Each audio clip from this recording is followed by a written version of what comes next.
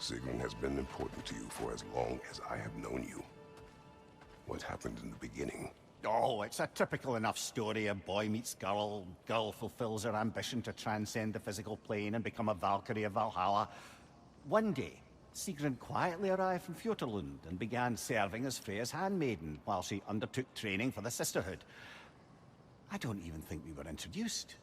I just see her around the court. Of course, I'd observed her loveliness and impressive stature long before we fell to talking.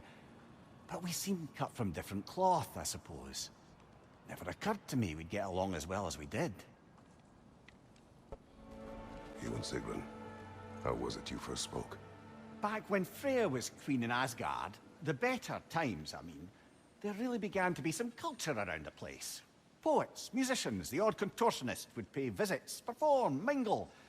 On one occasion, I'd taken a seat expecting to see this balladeer of the lowlands, when Sigrun walked in. Somehow more stunning than I'd ever seen her.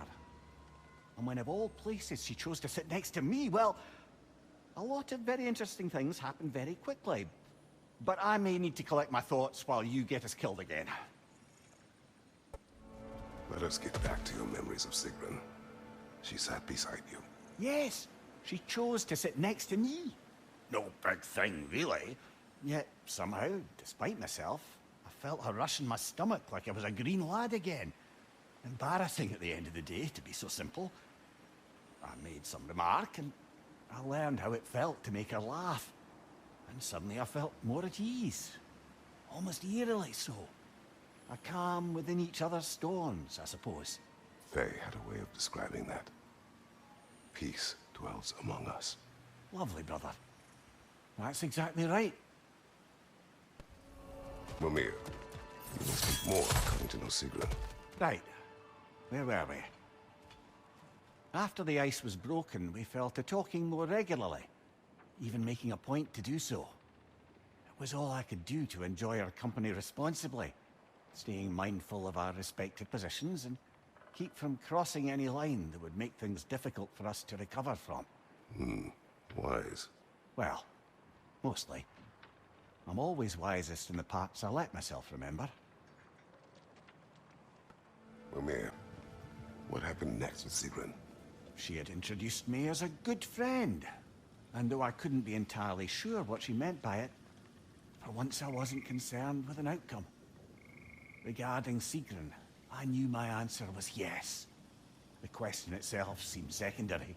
You were not upset she called you friend. Show me someone for whom friendship means lack of love, and I'll show you someone who wonders why their lovers never end up being worth their time. Perhaps. But you did not express your feelings. Oh, I don't think she could have escaped noticing them. I just never asked her anything I felt sure she'd have to refuse. Your relationship with Sigrun. Why so reluctant to tell her how you felt? She was on the Valkyrie's path, preparing to transcend her corporeal form. That was her focus, her chosen purpose, and I didn't want to suggest myself as an obstacle. I suppose I let some part of myself imagine she might recognize my affection, even reciprocate it. But now that we know what she was running from, obviously she'd never again risk choosing love over duty. A unique, heartfelt friendship, that is what could endure. And that is what I chose to embrace.